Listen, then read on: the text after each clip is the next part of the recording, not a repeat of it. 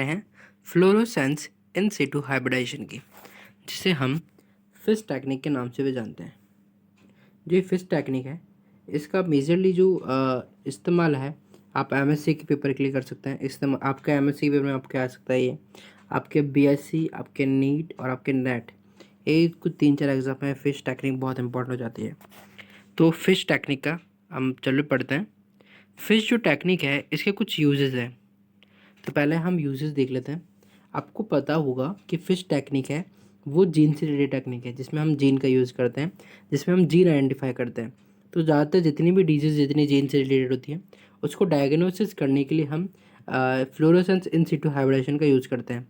तो जो पहली ऑब्जेक्टिव जो मुझे दिखता है, इसका यूज़ दिखता है, वो ये है कि डायग्नोसिस ऑफ जेनेटिक डिजीज़ के लिए काम आती है। कोई भी जेनेटिक डिजीज़ है, अगर उसको डायग्नोसिस करना है तो अपन इसका यूज़ लेंगे।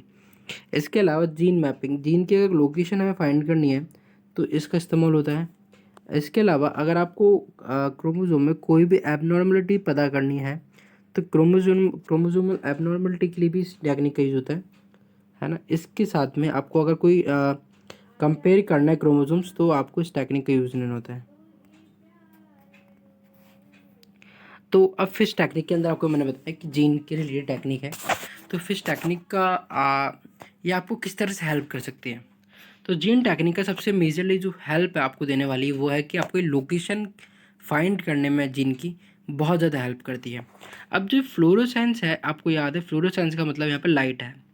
तो इसका मतलब है कि फ्लोरोसेंस में हम लाइट का इस्तेमाल करेंगे। अब लाइट कैसे, देखिए इस तरह से आप समझ सकते हैं। मैं आपको एग्जांपल की तरह बताता हूँ कि जैसे आपके एक आदमी है, 2 आदमी हैं और 3 आदमी हैं। अब मुझे पता है कि 3 आदमी हैं, मुझे पता है कि इनमें से राम कौन है, मुझे पता नहीं है। ए, बी और सी 3 मैन है, इनमें से राम कौन सा मुझे पता नहीं है। तो मैं क्या करूँगा, मुझे एक बात पता है, जिन जो राम इसमें से होगा ना, उस पर अगर मैं पिंक लाइट डालूंगा यहाँ से, तो वो पिंक लाइट उस पर चमकेगी। तो अब मुझे पता है, मैंने स्पेशल ऐसी कोई लाइट बनाई जिससे राम को मैं आइडेंटिफाई कर सकता हूँ। अब मैंने जब लाइट डाली तो ये पिंक वाला जो बी वाला जो आदमी था, उस पर लाइट चमकने लगी। तो इससे मुझे पता चल रहा है कि यार ये ही राम है। तो इस तरह से ये फ्लोरोसेंस काम करता है। अब बताओ फ्लोरोसेंस में, ये तो मैंने सिंपल एग्जांपल दिया। अब फ्लोरोसेंस को मैं अच्छे से आपको समझाता हूँ। जैसे कि आ, आपकी बॉडी इसमें कोई जीन है, स्पेशल जीन है ना, आपको उसे फाइंड करना है। तो अब हम क्या करेंगे, हम एक प्रॉब बनाएंगे। प्रॉब होता है कि लैब में आप एक आर्टिफिशियल जीन बनाएंगे, जिसमें आप फ्लोरोसेंस एक स्पेशल तरह के आप मटेरियल, एक पार्टिकल्स का यूज़ करेंगे, जो कि जब आपके टारगेट डीएनए के कांटेक्ट में आएगा, तो वो क्या करेगा, वो एक तरह से लाइट एमिट करेगा। और लाइट एमिट करते ही आप पहचान जाओगे कि यही वो स्पेसिफिक जीन है जो हमें पता करना है।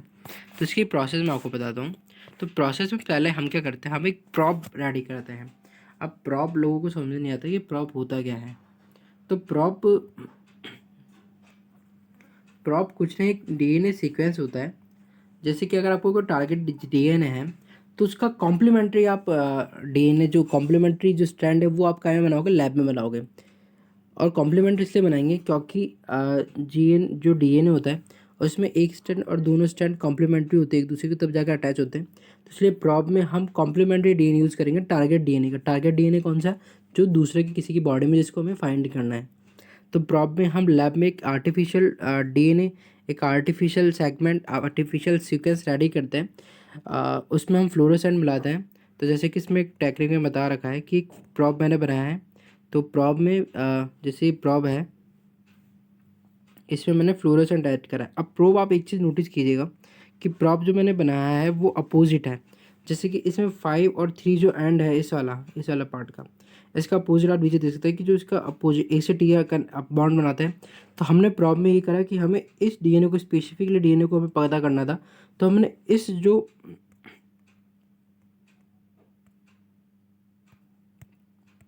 ये था ना, ये वाला डीएनए, इसका स्पेसिफिकली हमने इसका कॉम्प्लीमेंट्री यहाँ पर तैयार कर दिया। यही हुआ, और इसमें एक फ्लोरोसेंट हमने और मिला दिया। अब जब ये चीज़ें मैंने मिला दी, तो अब क्या होगा, अब ये होगा कि जब ये प्रॉब में डालूंगा, तो ये स्पेशल जो प्रॉब है, ये उसी टारगेट डीएनए से जाकर अटैच होगा। तो सेकंड प्रोसेस में हम क्या करते हैं, अब हमें पता है ये डीएनए के 2 स्ट्रैंड होते हैं, तो हमने पहला काम क्या करा, हमने डीएनए स्ट्रैंड को जो थे ना टारगेट डीएनए का उसकी को तोड़ दिया, बॉन्ड तोड़ दिए दोनों स्ट्रैंड के। ऐसे ही प्रॉप के बॉन्ड को भी जो बॉन्ड थे ना स्ट्रैंड के उनको भी तोड़ दिया। तो हमने क्या करा, डीनेचर काम करा, इसमें बॉन्ड ब्रेक करते हैं और जो डीएनए था ना इस तरह से पहले बॉन्ड बना खड़ा था, अब वो केवल सिंगल हो जाएगा, अलग अलग हो जाएंगे, ये टूट गए बॉन्ड, है ना। ये बॉन्ड टूटने के बाद तो ये एक 3 और 5 ये बन गया और 5 और 3 अलग अलग हो गए, है ना स्ट्रैंड्स। ये तो इसमें काम हुआ। इसके बाद डिनेचरेशन के बाद में हम क्या करते हैं, हम हाइब्रिडाइजेशन करते हैं। हाइब्रिडाइजेशन का मतलब है कि जब हम प्रॉप को डाल रहे हैं तो प्रॉप जो है वो टारगेट डीएनए से जाकर अटैच हो जाएगा, टारगेट डीएनए से जाकर अटैच हो जाता है।